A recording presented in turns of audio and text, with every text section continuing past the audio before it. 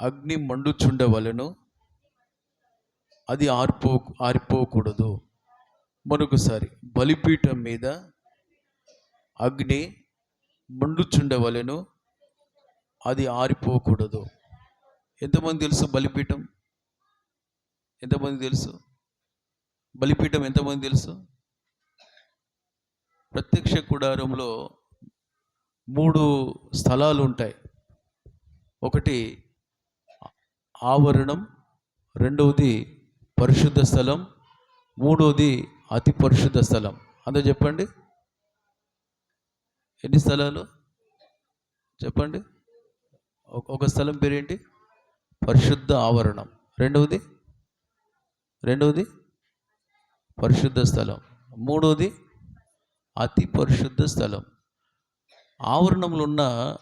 ఆవరణంలో 2 వస్తువులు ఉంటాయి. ఒకటి బలిపీఠం, రెండవది గంగాలం. అందరూ చెప్పండి, బలిపీఠం, గంగాలం. పరిశుద్ధ స్థలంలో 3 వస్తువులు ఉంటాయి. అవేంటి? దీపస్తంభం, రెండవది సముఖపు రొట్టె బల్ల, మూడవది ధూపవేదిక. అతి పరిశుద్ధ స్థలంలో మందసం ఉంటుంది. హల్లెలూయా. నిబంధన మందసం పెట్టే ఉంటుంది. దేవునికి మహిమ కలుగునుగాక. ప్రియులారా, ఈ బలిపీఠం ఆవరణంలో ప్రత్యక్ష గుడారం ఓపెన్ కాగానే ఆ ద్వారం తెరుచుకొని లోనికి వెళ్ళినప్పుడు కనబడేది బలిపీఠం. బలిపీఠము అంటే బలిచ్చే స్థలం. పీఠం, బలి అంటే బలిచ్చే స్థలం. కొన్ని ఈ మేకలు అక్కడక్కడ మార్కెట్స్ ఉంటాయి, చేపల మార్కెట్, మేకలు, రకరకాల మార్కెట్లో వాటిని కట్ చేసి వాటి మాంసం వ్యాపారం చేస్తూ ఉంటారు. వాటి పెంచే స్థలం వేరు, బలిచ్చే స్థలం వేరు, వ్యాపారం చేసే స్థలం వేరు. బలిపీఠము అంటే బలిచ్చే స్థలం. పీఠం అంటే ఒక స్థలం. ఇప్పుడు దీన్ని ఏమంటారు? బలిపీఠం అంటారు. చెప్పండి, దీన్ని ఏమంటారు? బలిపీఠం అంటారు. అంటే బలి అయ్యే స్థలం. ఆ బలిపీఠం మీద అగ్ని ఆరకూడదు అంటున్నాడు. అగ్ని ఆరకూడదు అంటే ఎప్పటికీ మండుతూనే ఉండాలి. ఇక్కడ అగ్ని మండుతుంటే పరిశుద్ధ స్థలంలో, అతి పరిశుద్ధ స్థలంలో దేవుని మహిమ దిగి వస్తూ ఉంటుంది. హల్లెలూయా, హల్లెలూయా. మరి బలిపీఠం మీద ఆ దినాన ఇశ్రాయేలు ప్రజలు ఏదైనా తప్పు చేసినప్పుడు యాజకుల దగ్గరికి వాళ్ళు బలి పశువులను తీసుకొచ్చేవారు. బీద వాళ్ళైతే పక్షులు, వాళ్ళు తోచిన ఆ డబ్బును బట్టి, వాళ్ళు కలిగిన దాన్ని బట్టి, వాళ్ళ దోషాన్ని బట్టి పక్షులు పట్టుకొచ్చేవారు. ఇంకొద్దిగా దోషం పెద్దదైతే వేరే వేరే పశువులు, మేకలు, కోడెలు, ఎద్దులు ఇలా తీసుకొచ్చి బలిచ్చేవారు. వాళ్ళ సామర్థ్యం చొప్పున, వాళ్ళ బలితల చొప్పున తీసుకొచ్చిన వాటిని యాజకుడు ఏం చేసేవాడంటే వాటిని కోసి, అంటే వాడి రక్తం తీసి ఆ యొక్క బలిపీఠం మీద పెట్టి వాటిని బలిచ్చేవాడు. ఆ రక్తాన్ని ప్రోక్షించి ఇక మీ దోషం పోయింది అని యాజకులు చెప్పి వాళ్ళకు నెమ్మదిచ్చేవారు. చేతులు ఎత్తి ఒకసారి సోదరు చెప్పండి హల్లెలూయా. ఈ దినాన సిలువ అనే బలిపీఠం మీద యేసయ్య మన పాపాలన్నీ ప్రాయశ్చిత్తంగా, మనం బలి కాకుండా మన యొక్క దోష శిక్ష సిలువలో భరించి ఆయన మనకు గొప్ప రక్షణ ఇచ్చాడు. చప్పులు కొడుతూ ప్రభువుని గణపరచండి. అందరూ చప్పులు కొడుతూ యేసయ్య స్తోత్రం అని చెప్పండి. హల్లెలూయా. అయితే యేసయ్య మన కొరకు బలి అయ్యాడు గనుక ఈ దినాన మన పాపాలు క్షమించబడి, మనం రక్షించబడి దేవుని మహిమలో మనం జీవిస్తున్నాము. ఆమేన్ చెప్పండి. దేవుని మహిమ ఈ దినాన మనకు కలిగింది. ఆయన రక్తం లేకుంటే శుద్ధీకరణ లేదు, పరిశుద్ధత లేదు. ఈ దినాన్ని మన మహిమగల జీవితం చేయుటకు ప్రభు ప్రాణార్పణంగా పోయబడ్డాడు. ఓకే, ఇప్పుడు మనము కూడా ఒక మహిమగల జీవితం చేయాలంటే, దేవుని మహిమ మన మీదకి దిగి రావాలంటే, మన ఈ బలిపీఠాల మీద బలి పశువు వధించబడి అది మండుతూ ఉండాలి. స్తోత్రం చెప్పండి. ఈ బలి పశువు, బలిపీఠం అంటే మన హృదయాలే బలిపీఠాలు. చెప్పండి, మన హృదయాలే. అందరూ చెప్పండి, నా హృదయమే బలిపీఠం. బలులు అంటే స్తుతులు, స్తోత్రాలు, ప్రార్థన, సమర్పణ, కానుకలు అర్పించడం, దశంభాగాలు ఇవ్వడం, ఇవన్నీ బలుల కిందకే వస్తాయి. చివరికి దేవుని మహిమ మనం అనుభవించాలి అంటే మనలో ఉన్న ప్రతి పాపం బలి పశువుగా, ఈ శరీరమే పాప శరీరం, ఈ పాప శరీరం బలిపీఠం మీద పెట్టబడి అది కాల్చబడుతుంటే మహిమ అతి పరిశుద్ధ స్థలంలో దిగి వస్తూ ఉంటుంది. మన ప్రాణం ఈ దినాన్ని ప్రత్యక్ష గుడారంలో 3: ఆవరణం, పరిశుద్ధ స్థలం, అతి పరిశుద్ధ స్థలం. అలాగనే దేవుడు మనల్ని ప్రాణాత్మ శరీరాలు 3 మనకిచ్చాడు. ప్రతి మనిషి ప్రాణం, ఆత్మ, శరీరం, ఈ 3 కలిగి ఉంటాడు. అయితే మనము కూడా పాపం విషయంలో బలి పశువుగా మనం కాల్చబడుతూ ఉంటే ఏం జరుగుతుందంటే దేవుని మహిమ మన జీవితంలో ప్రత్యక్షమవుతుంది. ఆమేనన్నారా? ఆమేనన్నారా? దేవునికి స్తోత్రం కలుగునుగాక. ఈ దినాన దేవుని మహిమ ఆ దినాన అతి పరిశుద్ధ స్థలంలో దిగి వచ్చినట్లుగా మన ప్రాణాత్మ దేహాల్లో దేవుని మహిమ క్రియ చేస్తేనే రేపు మహిమగల దేవుడు వచ్చినప్పుడు మనం ఎత్తబడతాము. ఆమేనని చెప్పండి. యేసయ్య చనిపోయి తిరిగి లేచాడు, మహిమగల జీవితం చేశాడు. నా ఎదుగు రండి, ప్రయాసపడి భారం వస్తున్న సమస్త జనులారా నా ఎదుగు వచ్చి నేర్చుకోండి, నేను మీకు విశ్రాంతిని ఇస్తా అన్నాడు. విశ్రాంతి ఎవరికి అంటే పరిశుద్ధ జీవితం చేసేవారికే విశ్రాంతి. అందరూ ఆమేనన్నారా? యేసయ్యలో పాపం ఉందా? ఈ లోకంలో పాపం చేశాడా? చేయలే. ఆయన పరిశుద్ధ జీవితం చేశాడు. పరిశుద్ధ జీవితం చేసి ఆయన నేనే మార్గం, నేనే సత్యం, నేనే జీవం అన్నాడు. కనుక ఆ జీవితం చేసి అనేకుల్ని ఈ దినాన మనల్ని ప్రేరేపించి మనకున్న పాపం బలం మీద మనకు జయమిచ్చి సర్వమానవాళికి జయమిచ్చి నా ఎదుకు వచ్చి నేర్చుకోండి అన్నాడు. ఎందుకు? ఏం నేర్చుకోమంటున్నాడు అంటే పరిశుద్ధ జీవితం నేర్చుకోమంటున్నాడు. ఏం నేర్చుకోమంటున్నాడంటే ఆయన లాంటి ప్రేమ కలిగి జీవించమని నేర్చుకోమంటున్నాడు. ఏం నేర్చుకోమంటున్నాడు అంటే సర్వమానవాళి రక్షణ కొరకు నేను ప్రాణం పెట్టాను, మీరు కూడా ప్రతి ఆత్మ రక్షణ కొరకు, సంఘ పరిపూర్ణత కొరకు మీరు కూడా నాలాగా ప్రాణం పెట్టండి. ఆమేనని చెప్పండి. హల్లెలూయా. ఆయన ప్రాయచిత్తంగా ప్రాణాలు అర్పించి మహిమలోకి వెళ్ళిపోయాడు. ఇది ఆ సంఘమైన మనము, ఆయన స్థానంలో ఉన్న మనము ఈ దినాన మనము కూడా ఒక బలి పశువుగా మారి మన నిమిత్తం సర్వమానవాళి పాప ప్రాయచిత్తముగా ఇది మన పరిపూర్ణత కొరకు, ప్రతి వారి పరిపూర్ణత కొరకు మనం సిలువలో బలియాగమైపోవాలి. ఆమేన్ చెప్పండి. అందుకే ప్రభు ఏమన్నాడు? నన్ను వెంబడింపగోరువాడు అనుదినం తన సిలువను ఎత్తుకొని తను నడవాలి. చెప్పండి, ఏమి ఎత్తుకొని నడవాలి? మనకు సిలువ ఇచ్చాడు దేవుడు. ఎందుకు ఈ సిలువ? ఆయన సిలువ మోసి సింహాసనంలో చేరాడు. మనం కూడా సిలువను మోసి రేపు మన కొరకు కట్టుతున్న సింహాసనంలో మనం చేరవలసి ఉన్నది. చప్పులు కొట్టి యేసయ్య స్తోత్రం అని చెప్పండి. చప్పులు కొట్టి యేసయ్య స్తోత్రం. మంచిగా చప్పులు కొట్టాలి. హల్లెలూయా. ఈ లోక సింహాసనాన్ని కదిలిపోతాయి. ఈ భూమి ఆకాశం ఒక దినాన మహావేంద్రంతో పంచవేంద్రాలు లయమైపోతాయని వాక్యం చెప్తుంది.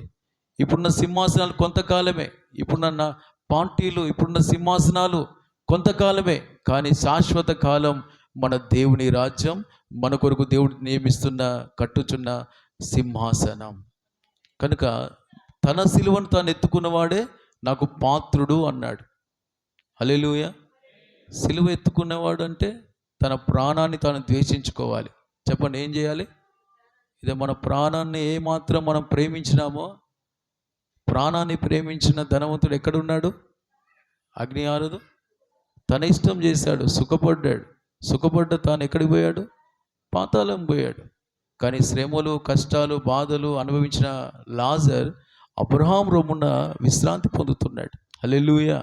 ఇది ప్రియులారా, మనకు విశ్రాంతి ఈ భూమి మీద లేదు, పరలోకంలోనే మనకు విశ్రాంతి.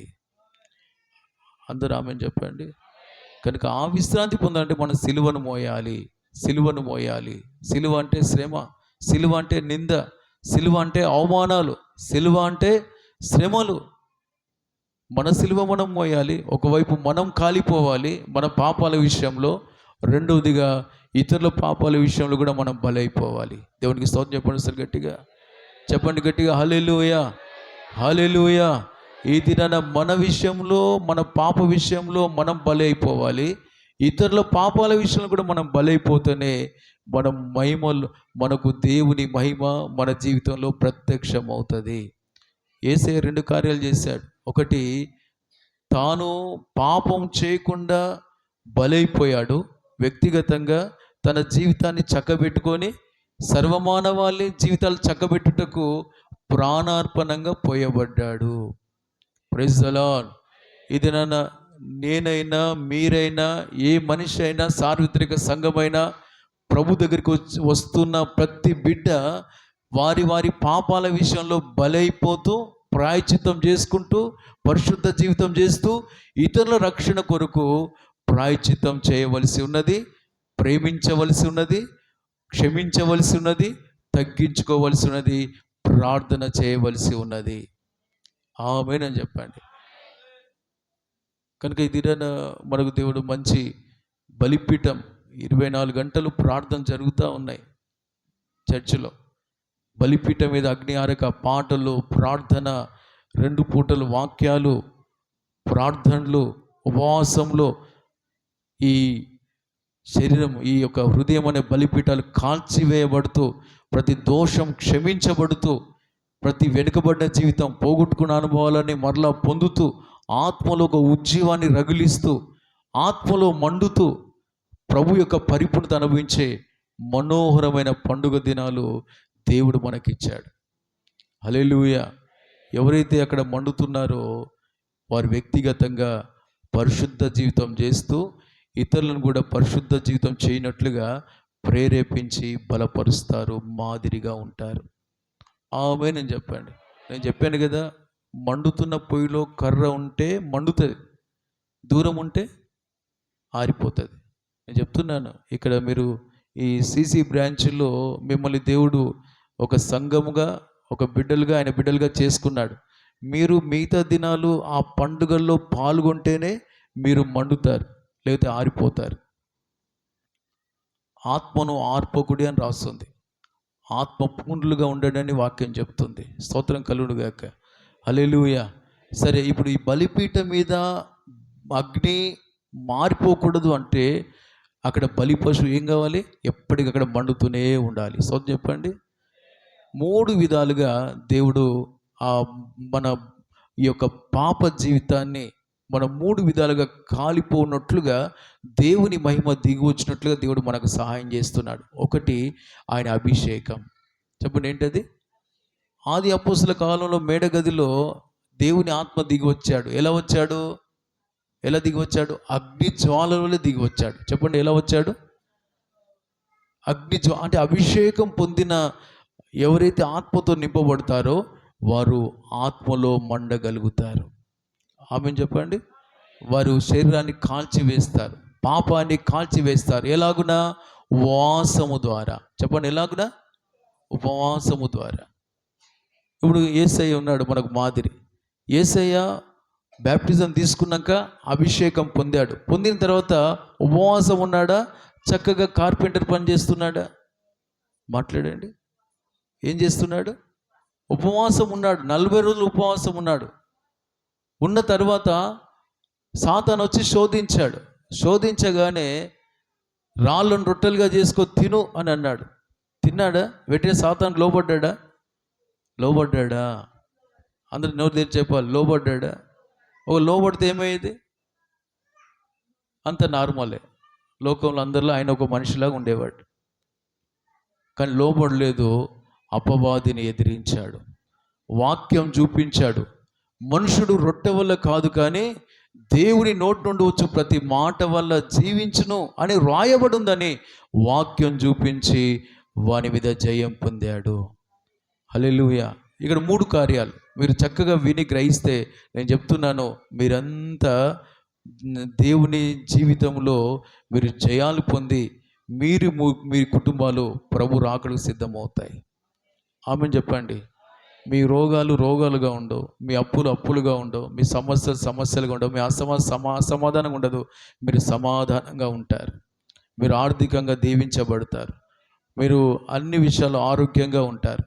ఇవన్నీ చూడక ప్రభు మహిమలో రాకడలో ఎత్తబడి ఆ సింహాసనంలో పెళ్లి కుమార్తె సంఘంగా మనం ఉండబోతున్నాము. 3 కార్యాలు మీరు ఆలోచన చేశారా? ఫస్ట్ ఆత్మ పొందాడు. యేసయ్య ఆత్మ పొందాడు. అందరూ చెప్పండి, చెయ్యిలో పెట్టండి. యేసయ్య ఆత్మ పొందాడు.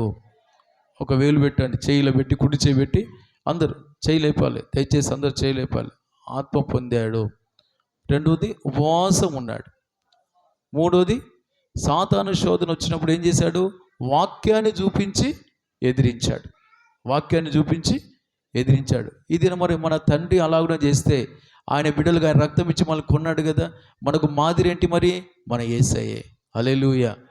మన ఈ శాప జీవితం, ఈ పాప జీవితం జయించాలంటే మనం కూడా ఆత్మతో నింపబడాలి, ఉపవాసం ఉండాలి ఆత్మ ద్వారా.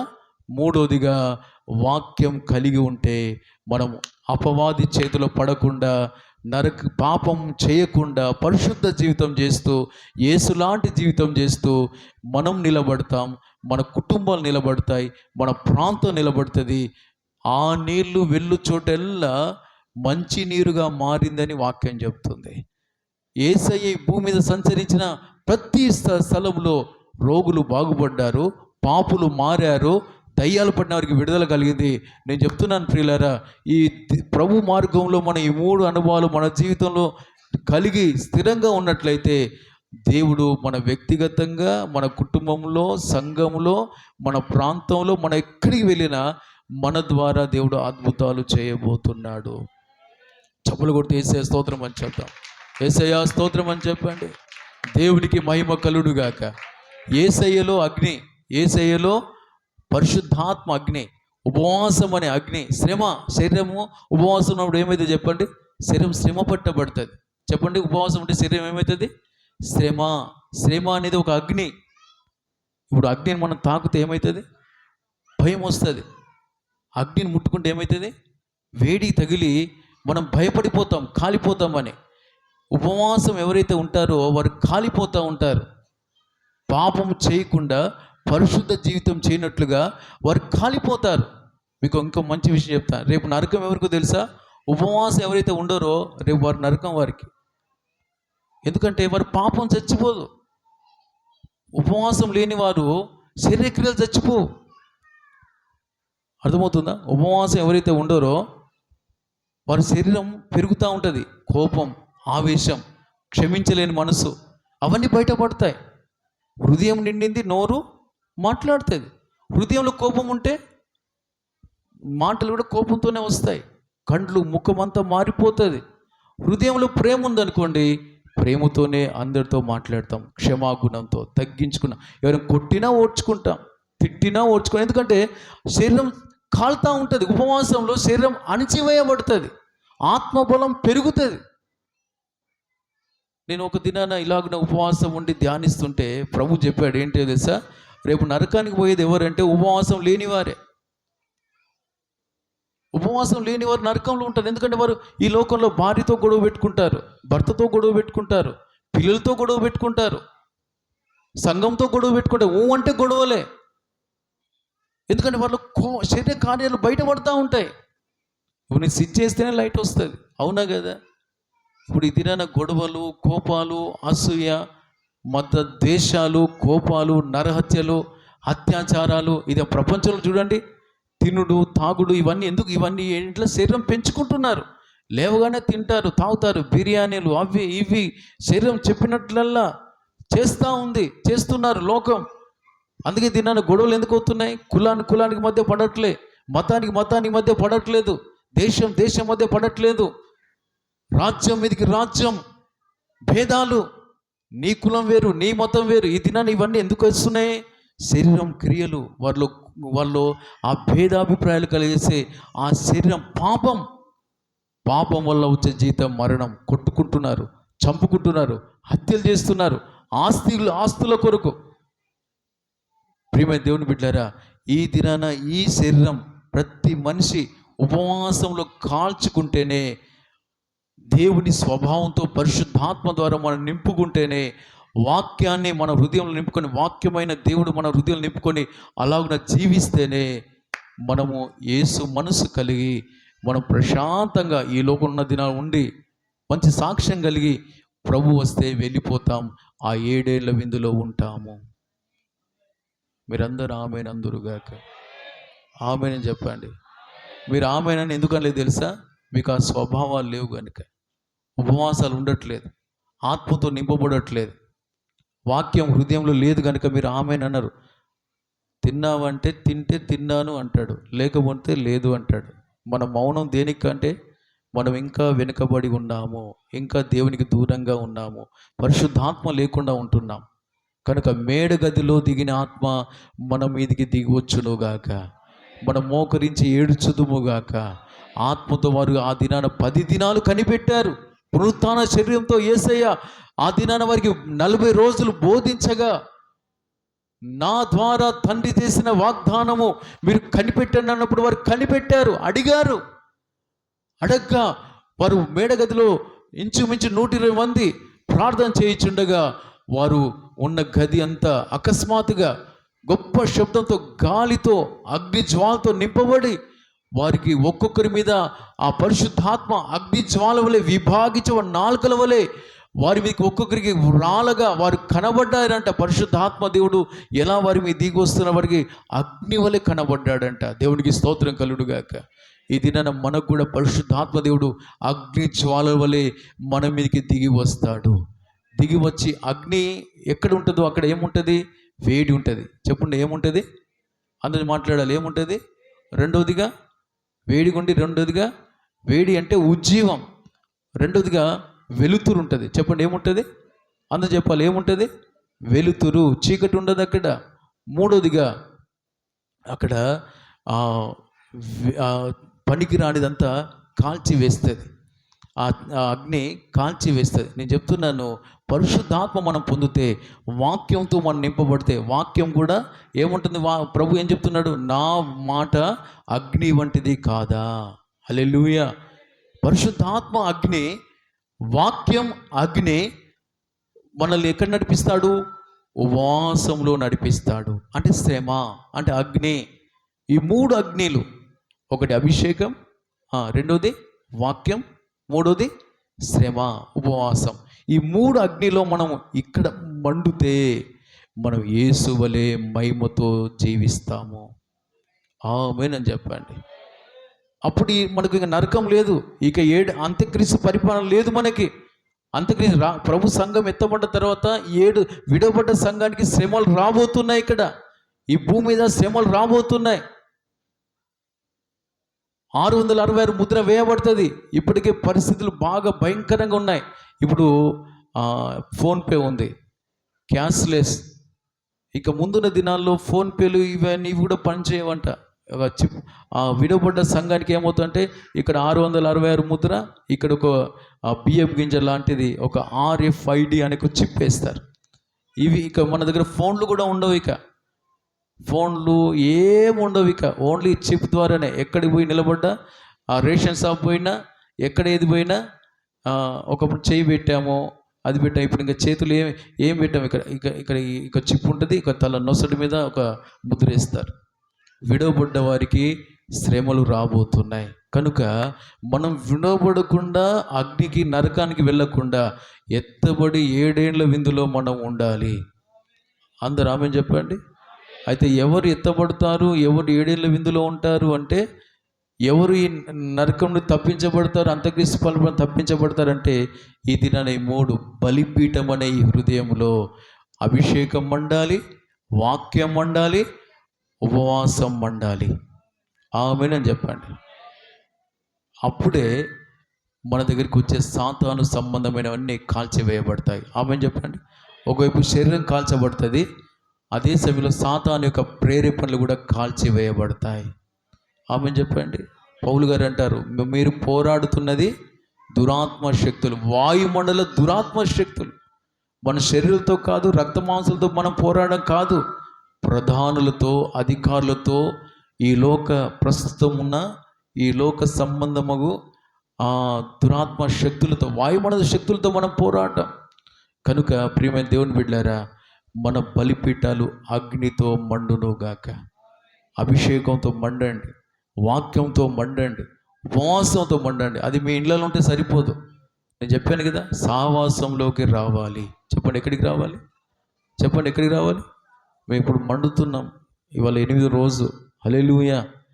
మేము మండుతూ సావాసం ఉండి 2 పూటలు చక్కగా వాక్యం, ప్రార్థన, మోకాళ్ళు ఇలా మండుతున్నాం కనుక ఇలాగున మీకు పరిచయం చేసి మిమ్మల్ని బలపరిచే కృప దేవుడు నాకు ఇచ్చాడు.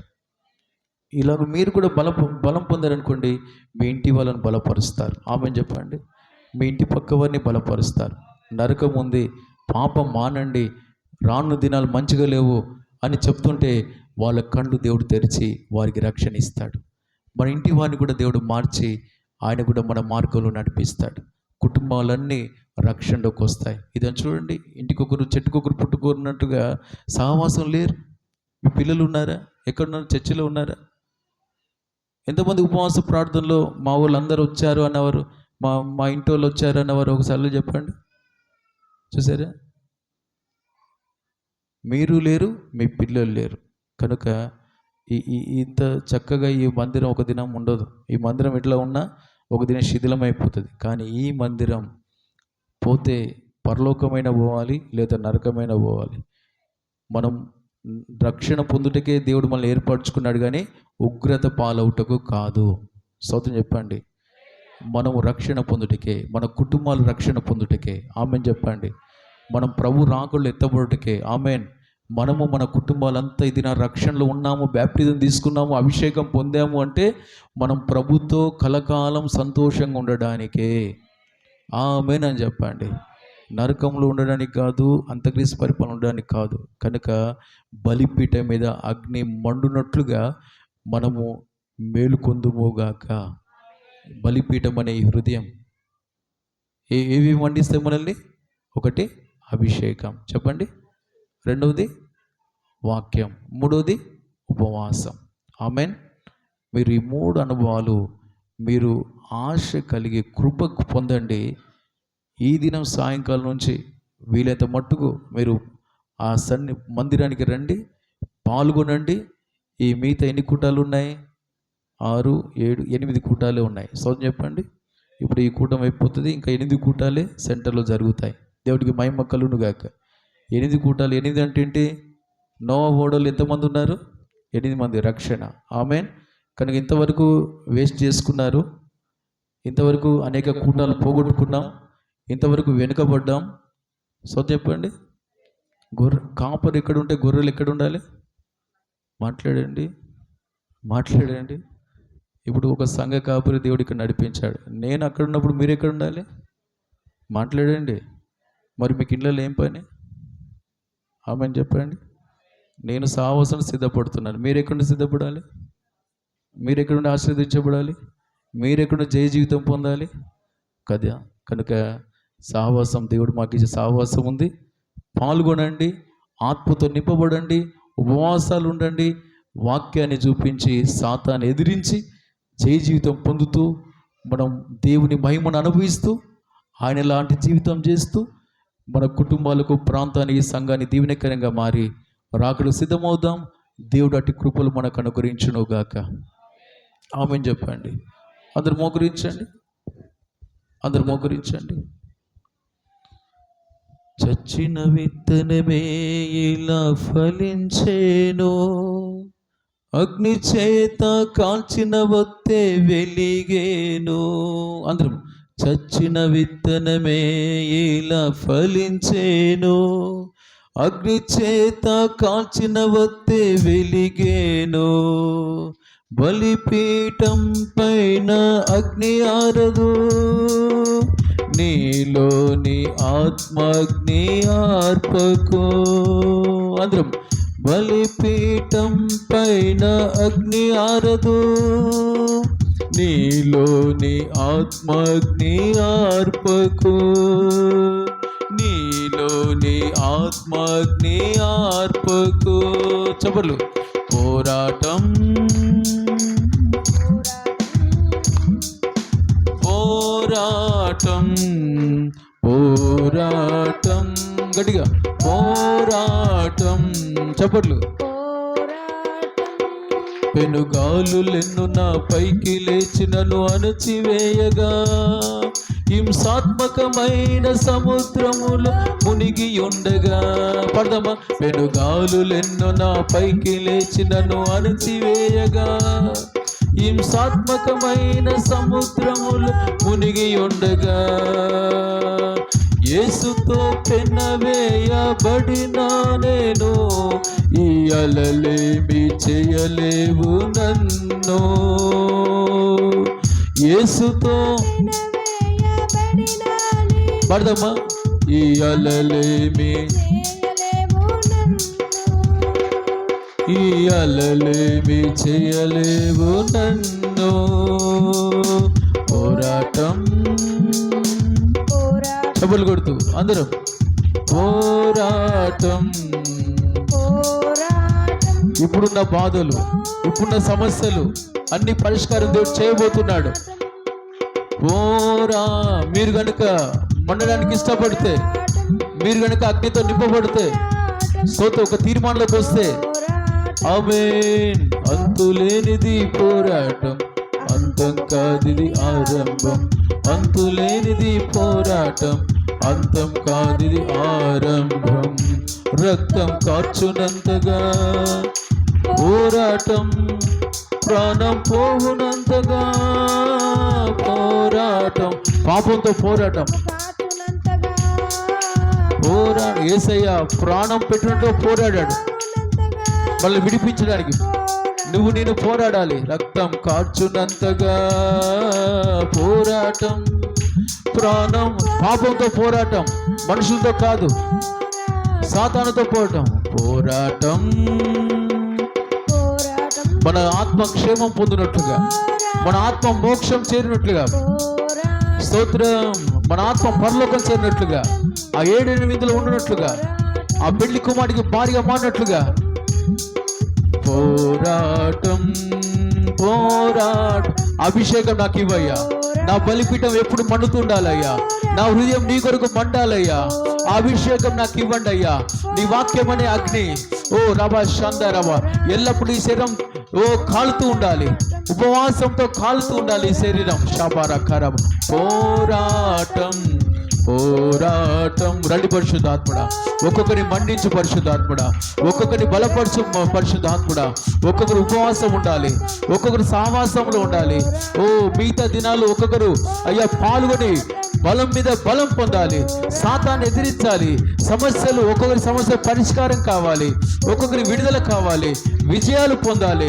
ప్రతి వ్యక్తి బలంగా ఉండాలి, ప్రతి యవన బిడ్డలు బలంగా ఉండాలి, ప్రతి కుటుంబం బలంగా ఉండాలి. పిల్లలు, పెద్దలు, వృద్ధులు అందరూ ఇచ్చిన ఇక్కడ పిల్లలందరూ దీవించబడాలయ్యా. నీ రాకడకు సిద్ధపడినట్టుగా దీవించబడాలయ్యా. అయ్యా, వీని బట్టి వీరి కుటుంబాలు, వీని బట్టి వీరి ప్రాంతం వెళ్ళు చోటల్లా నీకు మహిమ రావాలి. షాబారా కరాబాల రబంద రబా. నీ కృపగల కార్యం ఒకళ్ళు జరిగించుగాక, నీ కృపగల కార్యం ఒకళ్ళు జరిగించుదువు గాక, నీ ఆత్మతో ఒక నూతనంగా బలపరచుదువు గాక, ఒక నూతన అభిషేకంతో నింపుదువు గాక, అగ్ని జ్వాల వలె ఒకరి మీద దిగొచ్చుదువు గాక, నీ ఆత్మను పంపుదువు గాక. కుమరించయ్యా, కుమరించయ్యా. పొందుకోండి, పొందుకోండి అభిషేకం. షాబారా కరాబాల రబా. హల్లెలూయా, హల్లెలూయా. యేసయ్యలో అగ్ని మండింది, యేసయ్యలో అగ్ని మండింది. పరిశుద్ధాత్మ ద్వారా ఉపవాసం ఉండి వాక్యాన్ని హృదయంలో ఉంచుకొని అపవాదిని ఎదిరించాడు. ఇదే నీ సమస్యల కారణమైన సాతాను ఎదిరించాలి. ఇదే నీకు నీ సమస్యలకు, నీ బాధల కారణమైన, నీ రోగానికి, నీ సమస్యల కారణమైన సాతాను ఎదిరించాలి. ఎదిరించాలంటే అభిషేకం కావాలి.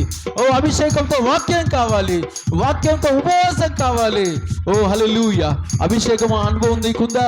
వాక్యం అనుభవం నీకుందా? ఉపవాస అనుభవం నీకున్నదా? ఇక్కడైనా ఎన్నోసార్లు ఉన్నావు, అప్పుడు జయాలు పొందావు. ఇప్పుడు కూడా ఉండి జయం పొందాలి. ఇప్పటి వరకు నీకు అనుభవం లేదా? అనుభవం కావాలని అడుగు, ఆ కృపను అడుగు, ఆ మహిమను అడుగు. షాబారా కరబల రబ. పోరాటం పోరాటం నింపయ్యా, ప్రతి బిడ్డను కాల్చయ్యా. ఇక్కడ మేము కాల్చబడితే రేపు మాకు అగ్నిగుణం లేదు ప్రభువా. ఓ రేపు నీ మహిమలో ఉంటాం ప్రభువా. ఎస్, పోరాటం నీలాగా మారితే నీతో ఉంటాం ప్రభువా. మేము నీలాగా మారాలి, నీలాంటి జీవితం చేయాలి, అంతే చాలు ప్రభువా. ఇక మా కోరికలు ఏమీ లేవు ప్రభువా. ఓ హల్లెలూయా. మేము, మా కుటుంబం, మా సంఘమంతా నీతో ఉండాలి ప్రభువా. ఓ పోరాటం నింపయ్యా, నింపని చెప్పండి. నా బలిపీఠ ఎప్పుడు మండుతూ ఉండాలని చెప్పండి. నేను ఆరిపోవద్దని చెప్పండి. ఆరిపోతే సాతాను పట్టుకుంటాడు. మనం ఆరిపోతే సాతాను పట్టుకొని పాపంలో పడేసి, శాపంలో పడేసి, రాకల్లో విడగొట్టడం చేసి నిత్య నరకాన్ని తీసుకెళ్తాడు. నీకు నిత్య నరకం వద్దు, 7 ఏళ్ల శ్రమలు నీకు వద్దు. నీకు నిత్య రాజ్యం కావాలి, నీకు నిత్య సింహాసనం కావాలి. ఓ నీకు 7 ఏళ్ల విందు కావాలి. ఓ హల్లెలూయా. సిద్ధపడదాం సంగమా, సిద్ధపడదాం సంగమా, సిద్ధపడదాం సంగమా. ఆ కృప నాకు కావాలని చెప్పండి. కృప కృప కృప కృప కృప. పోరాటం పోరాటం పోరాటం, రక్తం కారణతకు పోరాటం. మన పోరాటం పాపాన్ని జయించుటకు పోరాటం, సాతాన్ని జయించుటకు పోరాటం, శరీర కార్యాలు జయించుటకు పోరాటం, యేసులాగా మారుటకు పోరాటం. షాబాలా రకరబా, ప్రభు రాకడకు సిద్ధపడ్డకు పోరాటం. హల్లెలూయా హల్లెలూయా హల్లెలూయా. షాబారా కరబల రబందర బలరబ. చచ్చిన విత్తనమే ఇలా ఫలించేను, అగ్ని చేత కాల్చిన వత్తే వెలిగేను. చచ్చిన విత్తనమే ఫలిస్తుంది. అగ్ని చేత కాల్చబడ్డదే వత్తి వెలుగుతుంది. అగ్నితో కాల్చబడండి. వాక్యం అనే అగ్ని హృదయంలో చేర్చుకోండి. నాకెందుకులే అనకండి. ఈ వాక్యం నాకెందుకులే, నేనెందుకు ఉపవాసం ఉంటా, నేనెందుకు ఆత్మతో నింపబడతా, నాకెందుకు వాక్యం అని నువ్వు మూర్ఖంగా ఉన్నావనుకో. మనం మూర్ఖంగా ఉంటే నష్టం మనకే బిడ్డలారా, మనకే నష్టం. ఇప్పటికీ ఎంతో వెనుకబడి వేదన పాలవుతున్నాం. నేడు రేపు మాపు ప్రభు రానై ఉన్నాడు. ఇంతవరకు ఎన్నో ఉపవాసాలు ఉన్నావు, 40 రోజులు ఉన్నావు, ఆత్మతో మండావు, సావాసాలు ఉన్నావు. ఇప్పటికి నువ్వు చాలా వెనుకబడ్డావు. ఇప్పుడు నువ్వు పండుగ దినాల్లో 12 రోజులు ఉండవలసింది, కానీ ఇంతవరకు నువ్వు కనబడలేదు దేవుడికి. ఇంతవరకు నువ్వు వెనుకబడిపోయావు. ఎక్కడ బలహీనమయ్యావో పరిశుద్ధపరచుకో, క్షమాపణ అడుగు, సరి చేసుకో. నన్ను మరలా బలపరిచాయా. ఒకప్పుడు 12 రోజులు ఉండేవాడిని, ఇప్పుడు ఉండలేకపోతున్నానయ్యా. ఇప్పుడు అసలు నీ సన్నిధిలో పాల్గొనలేదు ప్రభువా. ఇకనైనా పాల్గొనే కృప దయచే అయ్యా. సావాసలో మండాలి అయ్యా. నీకు స్తోత్రం. నన్ను బలపరచు, నన్ను మండించు. నేను సాతాను చేతులకు వెళ్ళొద్దయ్యా. నీ రాకుల్లో ఎత్తబడాలి ప్రభా. పరిశుద్ధుల సావాసన ఉండాలి ప్రభా. నన్ను కనికరించయ్యా. శ్రమలైనా, నిందలైన, అవమానం, ఎవరు ఏమన్నా, ఎంత ఎగతాలైనా, ఎంత పరిహాసమైనా నేను ఓర్చుకుంటానయ్యా.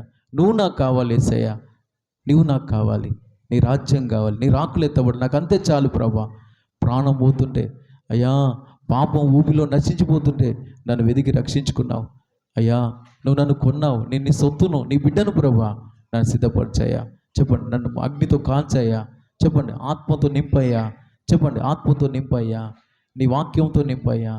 ఉపవాసం ఉండే కృప నాకు దయచే, సావాసం ఉండే కృప నాకు దయచే. నన్ను సిద్ధపరిచాయా. చెప్తే ఒక్క మాట చెప్పండి, నన్ను సిద్ధపరిచాయా. నీ కొరకు నన్ను సిద్ధపరచు అయ్యా. నిర్లక్ష్యం నాలో తొలగించు. చెప్పండి, నిర్లక్ష్యం నాలో తొలగించు.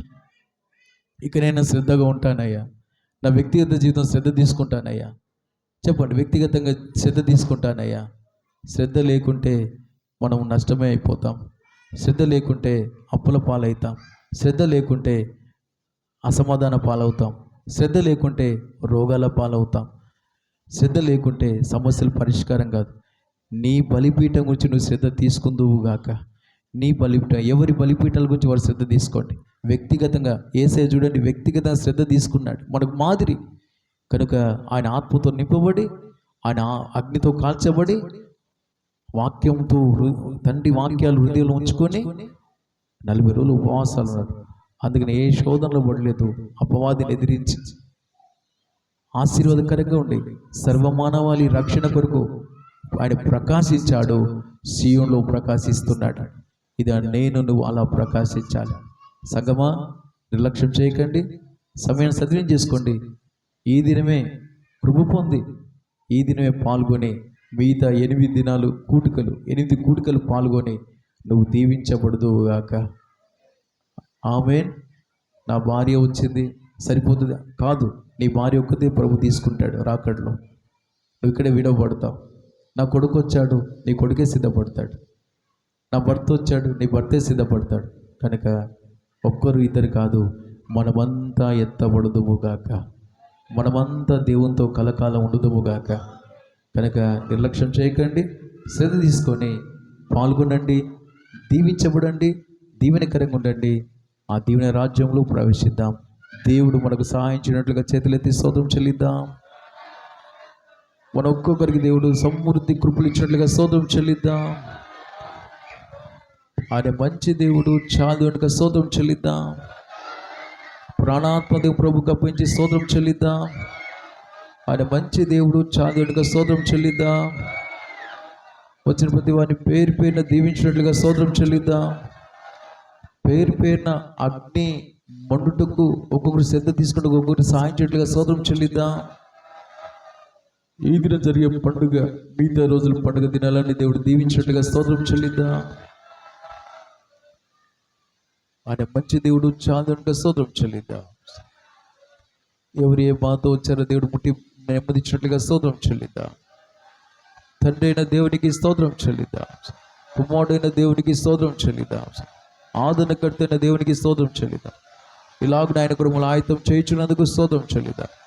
స్తోత్రం స్తోత్రం. ప్రార్థన చేసుకుని చేయండి.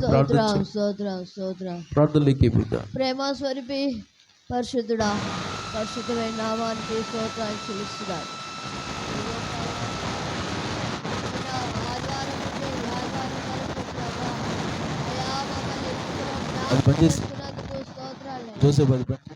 అయ్యా మీకు స్తోత్రాలు. అయ్యా మా ప్రార్థనలు ప్రభా ఆలకిస్తున్నందుకు స్తోత్రాలు. అయ్యా మీకు స్తోత్రం. అయ్యా 12 రోజులు ఉపవాస ప్రార్థనలు మమ్మల్ని ప్రేమించి ఇచ్చినందుకు మీకు స్తోత్రాలు అయినా. అయ్యా ఉపవాస ప్రార్థనలో పాల్గొనేందుకు చాలా మంది ప్రభా సమర్పించుకున్నారు. వారిని బట్టి నీకు స్తోత్రాలు. ఇక్కడ ప్రభా నీ సన్నిధికి సమర్పించుకొని వచ్చిన ప్రతి బిడ్డ కొరకాయ మీకు స్తోత్రాలు అయినా. ఇదిగో ప్రభా ఈ సమయంలో మీరు మా మధ్యలో ఉండే ఆశీర్వకరంగా జరిగించినందుకై మీకు స్తోత్రాలు. ఇదిగో ప్రభా తండ్రి, నీ దాసుని మరుగు చేసి మాతో మాట్లాడినందుకు మీకు స్తోత్రం. బలిపీఠము ఎప్పుడు మండుచుండాలి అని మీరు మాట్లాడినందుకు మీకు స్తోత్రం. అగ్ని ఆరిపోకూడదని మీరు మాట్లాడినందుకు మీకు స్తోత్రాలు. అయ్యా ఎప్పుడు నీ సైలో ఉండి ప్రభా మా బలిపీఠాలు వెలిగించుకునే కృప చూపండి నాయన. అయ్యా ఆరిపోకూడదయ్యా, నీ రాకడ వరకు ప్రభా మేము ఆరిపోకుండా మండించుకునే కృప ప్రతి ఒక్కరికి దయచేయండి నాయన. నీ శైలో ఉపాసముంటకు వాక్యము ప్రభా మా హృదయంలో భద్రపరచుకుంటకు అయ్యా అభిషేకం చేత అభిషేకింపబట్టకు కృప చూపండి నాయన. నీకు స్తోత్రాలు. యేసయ్యా అయ్యా సహవాసంలో మేము కట్టబడి ఉంటకు సహాయం చేయండి అయ్యా. మీకు స్తోత్రాలు. చివరి రోజులో ఉన్నాం. ఉపవాస ప్రార్థనలు ఎవరైతే ఇంకా పాల్గొనలేరో వాళ్ళందరూ మరలా సమర్పించుకొని వారి జీవితాలు నూతనపరచుకుంటకు కృప చూపండి నాయన. నీ సన్నిధికి తోడుకొని రండి అయ్యా. నీ దాసుని ఇంకా నువ్వు బలపరచండి, బలంగా వాడుకోండి అయ్యా. విన్న ప్రతి ఒక్కరిని హృదయంలో ఈ వాక్యం ఫలింపచేయండి. ప్రతి ఒక్కరు ప్రభా వారి బలిపీఠాలు సరి చేసుకొని మండించుకునే కృప చూపండి నాయన. ఉపవాసం ఉండకు సహాయం చేయండి, అభిషేకింపటకు సహాయం చేయండి. మా జీవితాలు నూతనపరచుకునే కృప చూపండి నాయన. అయ్యా పోగొట్టుకున్నవన్నీ మరలా తిరిగి పొందుటకు సహాయం చేయండి తండ్రి. మీకు స్తోత్రాలు. అన్నిటికంటే త్వరగా మీరు ఆనంటున్నారు. ప్రాణాత్మ శరీరాలు మీ చేతిలో సమర్పిస్తున్నా. మా విశ్వాసుల పనులు ప్రభా తండ్రి మీరు ఆశీర్వదించండి. వారు ఏ బాధలతో ఉన్నారో నీకు తెలుసు. వారి బాధల నుండి విడిపించండి. ప్రాణాత్మ శరీరాన్ని చేతులు సమర్పిస్తున్నాం. అన్ని విధాలుగా శుద్ధి చేసి పవిత్రపరిచి నిరాకడ పూర్ణంగా సిద్ధపరచుమని యేసు నామములో ప్రార్థిస్తున్నాం తండ్రి. ఆమేన్. స్తోత్రం స్తోత్రం స్తోత్రం స్తోత్రం స్తోత్రం స్తోత్రం. ప్రేమ స్వరూపే మహాగరుడ, మహాపరిశుద్ధుడా, నీ మహాప్రేమ చేత మళ్ళీ ఏర్పాటు చేసుకుని చేసిన మేళ్లకై స్తోత్రం. ఈ కడవరి దినాల్లో ప్రభా మమ్మల్ని కనికరించి మాకు ఇచ్చిన పండుగ దినాలకై స్తోత్రం. అయ్యా, మేము అన్ని విధాలుగా నీ పరిపూర్ణలకు ఎదగాలని, నీ వలే మారి నీ రాకడ సిద్ధపడాలని మీరు మాకు ఇచ్చిన ఈ దినాలను బట్టి, ఈ ఆయుష్ను బట్టి స్తోత్రం. నిత్యంగా ప్రభా బలిపీఠ మీద అయ్యా అగ్ని ఆరకూడదు, అది నిత్యం మండుతుండగా మహిమ దిగి వచ్చింది. ఆ దినాన మేము కూడా ప్రభా ఈ దినాన బలిపీఠ మన హృదయాలు మండుచున్నప్పుడు, మా ప్రాణాత్మదేయాలని సన్నిలో కాలుతున్నప్పుడు అభిషేకం ద్వారా, వాక్యము ద్వారా, ఉపవాసం ద్వారా మేము మండుతుండగా నీ మహిమ మాలో వస్తాన్ని మాట్లాడినందుకు స్తోత్రం. అందుకు మీరు మాకు మాదిరిగా మనుష్య కుమారుడిగా ఈ లోకంలో జీవించి ఆత్మతో మీరు నింపబడి, ఉపవాసం ఉండి వాక్యంతో నింపబడి అపవాదిని ఎదిరించారు తండ్రి. మీరు మాకు మాదిరిగా ఉన్నారు. మేము కూడా మాకు అనుచిన ప్రతి కుటుంబం అలాగ ఉన్నట్లుగా మీరు ప్రేరేపించమని ప్రార్థిస్తున్నాం. మీరు దర్శించమని ప్రార్థిస్తున్నాం. మీరు బలపరచమని ప్రార్థిస్తున్నాం. ఈ అనుభవాలు ఒక్కొక్కరిలో నాటబడి ఫలించుదురుగాక. మాకు ఇచ్చిన ఏ ఆత్మ కూడా అయ్యా నాయనా విడవబడకుండా రాకడలో ఎత్తబడినట్లుగా నీ కృప ఒక్కొక్కరి మీద ఉండునుగాక. మేము నిర్లక్ష్యం చేయకుండా ఈ మాటలు లక్ష్యం ఉంచి మేము నూరంతలో ఫలించినట్లుగా తన వాంఛ మాలో పుట్టించమని ప్రార్థిస్తున్నాం. తగిన ఆసక్తి మాకు దయచేయమని ప్రార్థిస్తున్నాం. మిగతా దినాలు ప్రభా అయ్యా 8 కూటాలు ఉన్నాయి. ఇంకా ఆ కూటాలు మేము పాల్గొని ఉపవాసాలు ఉండి ఆ 8 కూటాల్లో అందించే వాక్యము, సేవకుల వాక్యం, వారి అభిషేకం, ఆ కృపలు మేము పొంది మేము మండుతూ నీ కొరకు మండుతూ అనేకులు మండిస్తూ అయ్యా మహిమలు మీరు రానేంటుగా నేను ఎదుర్కొనే కృప మా అందరికి అనుగ్రహించు. వచ్చిన ప్రతి వారిని పేరు పేరున బలపరిచి దీవించు. సమాధానం, నెమ్మది, ఆరోగ్యం, క్షేమం దయచే. ఒక్కొక్కరిని చేపట్టి నడిపించమని, రాకడ సిద్ధపరచుమని మిగతా పండుగ దినాలు మమ్మల్ని మీకు అప్పగించుకుంటూ యేసు నామములో అడుగుచున్నాము తండ్రి. ఆమేన్. స్తోత్రం స్తోత్రం స్తోత్రం. మన ప్రభు అయిన యేసుక్రీస్తు కృప, తండ్రి అయిన దేవుని ప్రేమ, పరిశుద్ధాత్మ సహవాసం మనకు సకల పరిశుద్ధులకు తన బిడ్డలకు ఈ పండుగ దినాలకు మనందరికీ సదాకాలం తోడైండి నడిపించుడుగాక. ఆమేన్ ఆమేన్ ఆమేన్. హల్లెలూయా హల్లెలూయా హల్లెలూయా. దేవునికి స్తోత్రం, అందరికీ స్తోత్రం. Praise the Lord. అందరికీ ప్రైజ్ ది లార్డ్.